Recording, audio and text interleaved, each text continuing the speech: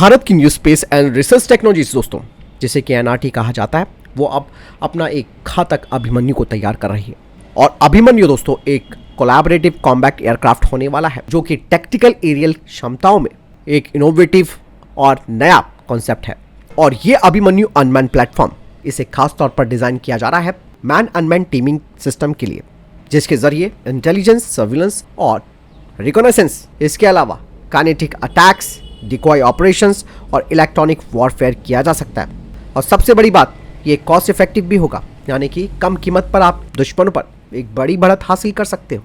यहाँ पर दोस्तों अभिमन्यु टैक्टिकल इंट्रोडक्शन और attack air vehicle design philosophy की वजह से बिल्कुल अलग है, जो कि कम लागत यानी कि लो कॉस्ट, इंटेलिजेंट और एक्सपेंडेबल है। और आपको बता दें कि इसे वेरियस कॉम्बैट सिनेरियोज में बड़ी संख्या में तैनात किया जा सकता है, जिससे कि ऑपरेशनल फ्लेक्सिबिलिटी काफी बढ़ जाती है और इंसानी पायलटों के लिए जोखिम भी कम हो जाता है। अभिमन्यु का मॉडलर डिजाइन इसे खुफिया जानकारी जुटाने से लेकर सीधे युद्ध या फिर इलेक्ट्रॉनिक वॉर में शामिल होने तक विभिन्न मिशनों की आवश्यकताओं के लिए तेजी से अनुकूलित करने की भी अनुमति देता है। यानी कि जंग में किस तरीके से चीजें बदल रही है, उसी के हिसाब से इसे अडेप्ट किया जा सकता है, जिससे कि ये जंग के मैदान में एक वर्सेटाइल एसेट बन जाता है और दुश्मनों के छक्के छुड़ा सकता है। यहाँ पर दोस्तों कई लोगों का सवाल आता है कि HAL भी तो कैट्स वॉरियर पर काम कर रहा है, लेकिन यहाँ पर मैं बता दूं कि HAL के कैट्स वॉरियर से अभिमन्यु काफी ज्यादा एडवांस होगा और कैट्स वॉरियर से साइज में भी छोटा होगा, क्योंकि साइज में ये अंतर जो है वो अभिमन्यु को एक कॉम्प्लीमेंट्री सिस्टम बना देती है, जो कि उन भूमिकाओं को भर सकता है जहां पर बड़े अधिक महंगे ड्रोन जरूरत से ज्यादा हो सकते या फिर कॉस्ट इफेक्टिव नहीं हो सकते।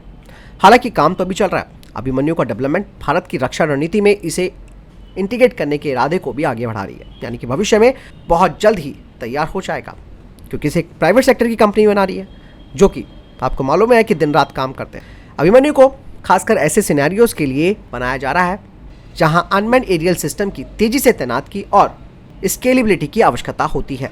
अभिमन्यु को लेकर दोस्तों एक और बड़ी चीज़ आपको देखने को मिलेगी कि एनआरटी जो कि इसे तैयार कर रहा है, वो इसे इस तरीके से तैयार करेगा कि ज़्यादा से ज़्यादा यानी कि अधिक से अधिक संख्या में इनका प्रोडक्शन किया जा सके, ताकि इन्हें डिप्लॉय किया जा सकता है। क्योंकि अगर दुश्मनों का अटैक ज़्यादा संख्या में हुआ इन ड्रोन्स के ऊपर, तो वैसे बात है हमें इनकी संख्या बढ़ानी पड़ेगी। इसलिए कॉस्ट इफेक्टिव ड्रोन्स यहाँ पर काम आने वाले हैं। और सेम अभिमन्यु का कॉन्सेप्ट भी है, लेकिन अभिमन्यु बहुत ज़्यादा घातक होगा। इसलिए दुनिया के कई देश ऐसे घातक ड्रोन्स चाहते हैं जो कि लागत में भी कम हो, यानी कि ये ज़्यादा महंगे ना हो और आसानी से इन्हें डिप्लॉय किया जा सके और प्लस इनका प्रोडक्शन तेजी से हो सके। कुल मिलाकर मैं ये आपको बताना चाहूँगा कि अभिमन्यु प्रोजेक्ट ये सिर्फ एक ड्रोन के बारे में नहीं है, बल्कि एक ऐसा इकोसिस्टम बनाने के बारे में है जहां अनमैन्ड सिस्टम साथ में मिलकर मैन्ड एयरक्राफ्ट के साथ काम कर सके, जिसमें कि खुफिया जानकारी को एक साथ साझा कर सके, कोऑर्डिनेट अटैक्स कर सकें और साथ ही साथ ये डिफेंसिव मेजर्स भी कर सकें। और इस प्लेटफॉर्म पर एनआरटी के काम से भारत के हवाई युद्ध के तरीकों में महत्वपूर्ण प्रगति होगी, जो कि संभावित रूप से दोस्तों हमारे दुश्मनों को भी प्रभावित कर सकती है। तो प्राइवेट सेक्टर इंडस्ट्रीज की ये ताकत अब आपको आने वाले कुछ वर्षों में दिख जाएगी, जो कि बहुत ही तेजी से, बहुत ही ध्यान से फ्यूचर को देखते हुए नई टेक्नोलॉजीज को विकसित कर रहे हैं। और अभिमन्यु उन्हीं में से एक बड़ा उदाहरण है। फिलहाल आपको क्या लगता है कमेंट सेक्शन में लिखकर जरूर बताएगा। मिलता हूं वीडियो के साथ। जय हिंद, वंदे मातरम।